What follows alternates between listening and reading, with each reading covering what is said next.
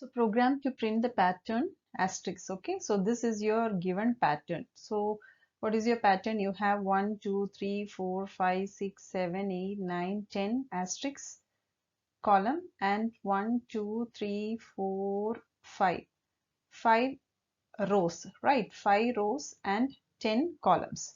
So you have to print this pattern. So in the output you should get this pattern. So here if you can see, there are 5 rows and 10 columns, right?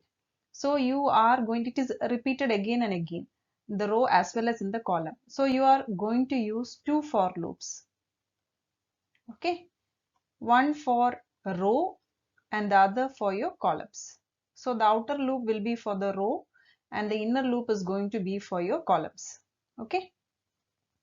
So let us start the program. Include stdio.h, which will indicate the standard input output header file so that we can use the printf and scanf statement. Int main, which indicates the start of the program. Okay. So you are opening the curly brace.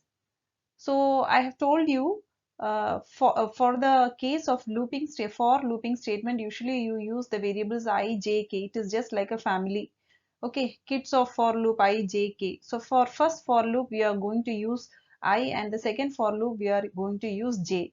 So you are going to use int I comma j, declaring the variables int I comma j. So int is nothing but you know that it is your data type of these two variables. Okay, end with a semicolon.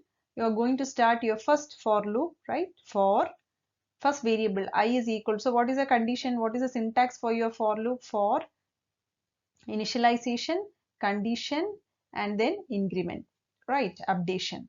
So without a semicolon, you don't have a semicolon. So we are going to start the first for loop for I is equal to 1. So I have told you the first for loop is for outer for loop is for your rows. So how many number of rows? 5 number of rows, right? So I is equal to 1, I less than or equal to 5, I plus plus. You are you are opening the curly brace indicating the for loop, right? Starting of the for loop. Then you are going to print. You have to get this in the output should be in the new line, right? Rows. So you are going to use /n, printf /n. Again, inside this first for loop, you are going to use the second for loop for the columns. For j is equal to 1, same syntax, right? Initialization, condition, then updation. So j is equal to 1. J, how many columns are there? 10 columns, right? So j less than or equal to 10, j plus plus.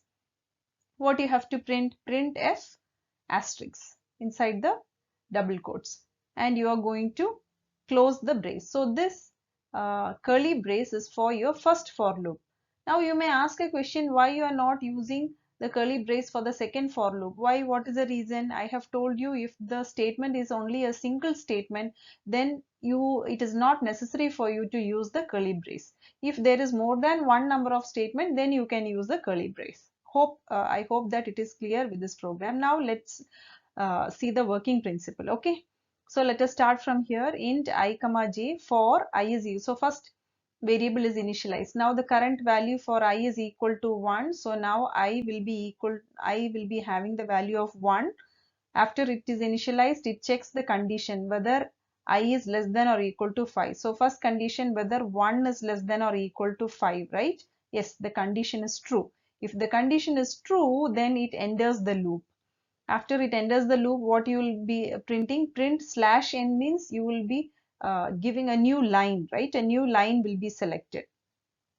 What about the next statement? Then it executes the next statement. The next statement, what do you have? For j is equal to 1. Now in this case, now j will be assigned, the value will be equal to 1. Now it checks the condition. Whether j is less than or equal to 10, whether 1 is less than or equal to 10. Yes. Again, if the condition is true, then it enters the loop, right? In the loop, what is the statement you have? You have only one statement, printf asterisk. So the first asterisk will be printed. Okay. Okay. Now it is in the second loop only, right? So once the asterisk is printed, then what it will increment the value of j. Now initially the j was equal to 1. Now the j will become 2. Right. Once it incremented the value for j, it checks the condition again. So this is now a loop, right? So whether 2 is less than or equal to 10, yes, it is true. So again it enters into the loop and it prints the it executes the statement. What is the same statement? Printf asterisk.